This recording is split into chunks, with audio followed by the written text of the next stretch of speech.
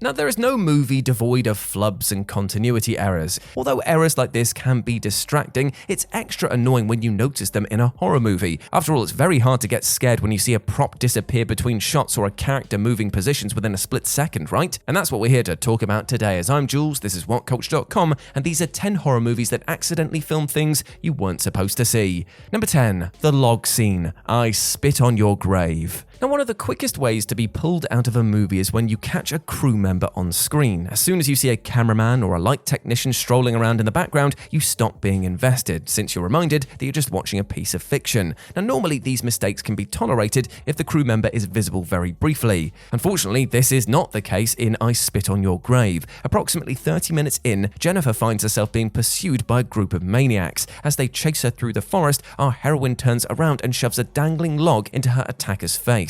And this shot has become almost as infamous as the film's subject matter, as it has a glaring mistake. While Jennifer is moving the log, you can see a crewman on her left, clear as day. If he only appeared for a couple of frames, the movie could have gotten away with it, but since this chap is standing there without a care in the world for a good 7 seconds, it's nearly impossible to miss him. Number 9, Stop Smiling, RABID. Now, RABID starts off with Rose getting involved in a motorcycle accident whilst driving through the countryside. Rose is left so badly injured that no conventional operation can save her. Desperate for a solution, her surgeon performs an unprecedented procedure involving morphogenetically natural grafts. Don't worry, I don't understand that term either. As the doctor is about to begin the operation, he takes a moment to explain to his colleagues that what they are about to perform has never been done in the history of medicine. And while the doctor gives this profound speech, you may notice that his patient Rose, who is supposed to be unconscious, is smiling. Actress Marilyn Chambers was clearly suffering from the giggles whilst filming this scene, since you can see her trying her best not to laugh. And you can become so distracted by Chambers' quivering lip that you might have missed the doctor's whole spiel. And because director David Cronenberg is such a stickler to detail, it's surprising that he didn't notice Chambers was on the verge of breaking character during one of the movie's most pivotal scenes.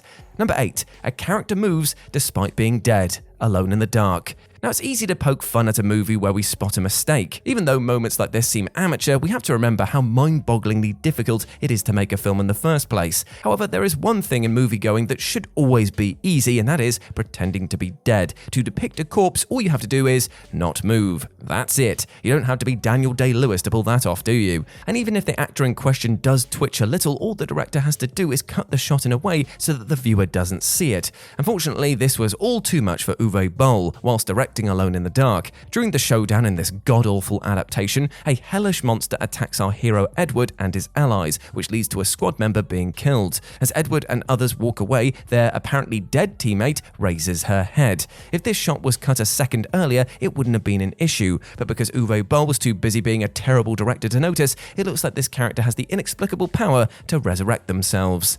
Number 7, the red shirt, Gremlins.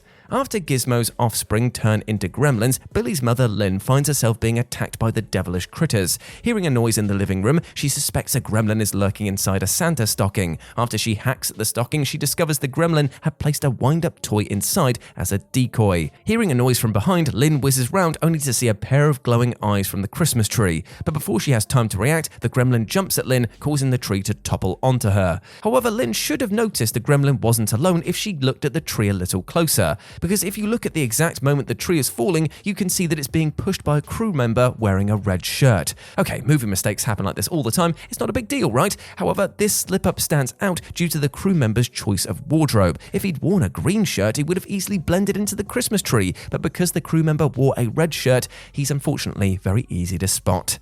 Number 6, breaking glass is apparently very hard, Halloween. Despite the fact that Michael Myers doesn't look like the kind of guy who goes to the gym, the masked maniac is really tough. Now, just to be clear, he's not just pretty strong. Throughout the Halloween franchise, the Shape has showcased his superhuman strength by flipping over a car and crushing a person's skull with his bare hands. However, Michael is only human sometimes, as every once in a while he'll clearly need a bit of help to perform a feat of immense power. After Michael breaks out of the sanitarium in the first film, film, he leaps onto Nurse Marion Chambers' car. Grabbing her by the neck, the nurse ducks down to avoid her attacker. Suddenly, Michael's hand appears from behind, smashing the window, allowing him to get into the car. But since Michael's hand looms in the background for a few seconds, you can easily see he has a wrench taped to his palm in order to help shatter the glass. Considering that Michael Myers has no trouble hoisting his victims into the air with one hand later in the movie, it's surprising that he couldn't break through the window by himself. Number 5. Gordon's foot grows back. Saw. In Saw, Dr. Lawrence Gordon awakens to find himself chained to a wall after being captured by the serial killer known as Jigsaw. When he learns that his family have been kidnapped by Jigsaw's underling Zepp, Gordon realizes his wife and daughter will die unless he does something drastic. Left with no choice, Gordon saws off his foot. Due to a shoestring budget, the movie uses sneaky camera angles to give the impression that Gordon is an amputee. Even though this effect is hard to pull off without green screen or CGI, the movie hides Gordon's intact leg very well. Well, for the most part, that is. But you see, when Zepp enters the room, Gordon attacks him, demanding to know the whereabouts of his family. And whilst the pair are having this heated argument, Gordon's 2 feet are completely visible for a good 10 seconds. In the movie's defense, the actor portraying Gordon tries to obscure his non-dismembered limb with the cuff of his trousers. Too bad that this strategy doesn't work, since the bottom of Gordon's trousers is, foot-shaped. Saw may have one of the most show-stopping climaxes in the history of horror, but this egregious mistake almost ruins it. Number 4. The Crash Mat. Jason Goes to Hell, The Final Friday. Because Jason Voorhees had survived being drowned, burned, electrocuted, melted, and blown up, it seemed like the machete-wielding psychopath was pretty indestructible. But in Jason Goes to Hell, The Final Friday, Jessica finds something that might just do the trick. In the climax, Jessica discovers a mystical dagger that will banish anyone to hell if they're stabbed with it. After plunging the enchanted blade into Jason's chest, demonic hands burst from the ground, dragging the hockey mask-wearing killer to his new home. Sadly, this epic moment is tarnished by one major oversight. After Jessica stabs Jason, he swings at her, hurling her to the ground. And if you look closely, you can see the actress who's playing Jessica landing on a crash mat that's been neatly laid out for her. You can even see the mat curl as she lands on it. And if you spotted the mat, you'll probably be laughing so hard you won't even care that the franchise has just killed off its overarching villain. This is such a blatant blunder that certain versions of Jason Goes to Hell have edited this scene so that the crash mat remains unseen. Number 3. Knee pads. The Texas Chainsaw Massacre: The Next Generation. Even though the Texas Chainsaw Massacre had a lot of bad installments, The Next Generation is considered the nadir of the franchise. Due to its uncreative action, first draft script, and choppy editing, there's nothing redeemable about this entry. Because Next Gen is so poorly made, it's no surprise that it has a deluge of gaffes. The boom mic can be seen during the pizza drive-thru scene, Heather's dress changes from being torn to untorn during the hook sequence, and in the credits, Matthew McConaughey's name wasn't even spelt right. And yes, that is the real Matthew McConaughey. However, the film's most legendary screw-up occurs when Jenny dashes across the bonnet of a car. Despite being a straightforward sequence, the actress, a pre-fame Renee Zellweger, wore knee pads to ensure that she didn't get hurt. Now, this safety measure is completely understandable. In fact, you have to commend Zellweger for performing this bit by herself, rather than just relying on a stunt double. To the movie's credit, this little snafu is one of the few moments that's actually entertaining, even though it is unintentional.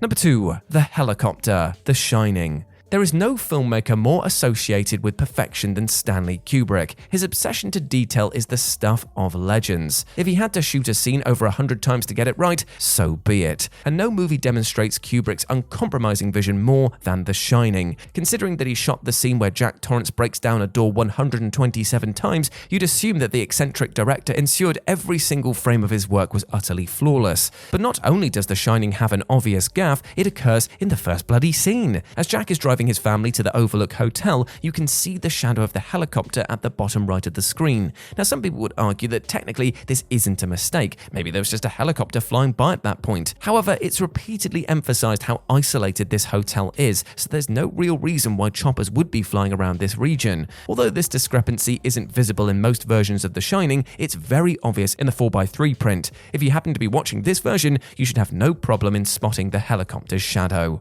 And number 1, the Meteor: Jaws. If a piece of lighting equipment or a cameraman pops into view during a scene, it can ruin the entire movie. However, there are times where a scene can be enhanced by leaving in a certain detail by mistake, and nothing exemplifies this point more than Jaws. As Brody prepares for the showdown with the man-eating shark, he strides towards his bag and inspects his revolver to make sure it's loaded. As he looks up, a meteor soars behind him, its red tail streaking across the sky. Contrary to popular belief, this shooting star is not an optical effect. As Steven Spielberg has discussed in The Making of Jaws, this celestial body appeared by chance during the scene, and the director happened to capture it on film. Although Spielberg never intended to have a meteor in shot, because it would be kind of weird if he did, he decided to leave it in, since it doesn't dilute the scene in any way. Because shooting stars are regarded as a sign of bad omen or a wish being fulfilled, the meteor actually fits into the context of the scene perfectly, so nice job. And there we go, my friends. Those were 10 horror movies that accidentally filmed things that you weren't supposed to see. I hope that you enjoyed that, and please let me know what you thought about it down in the comment section below. As always, I've been Jules. You can go follow me over on Twitter at RetroJ, but the O is a 0, or Instagram, where it's the same handle. Hope to see you over there. But before I go, I just want to say one thing. Even though we detailed today about horror movies that film things you weren't supposed to see, this is a message that you are supposed to hear, and that is just to be kind to yourself, my friend. You deserve the best things in life, like love, happiness, and success, and do not let anything or anyone else tell you otherwise, alright? You're a massive ledge, and I want you to go out there and utterly smash it today. I believe in you. As always, I've been Jules. You have been awesome. Never forget that, and I'll speak to you soon. Bye.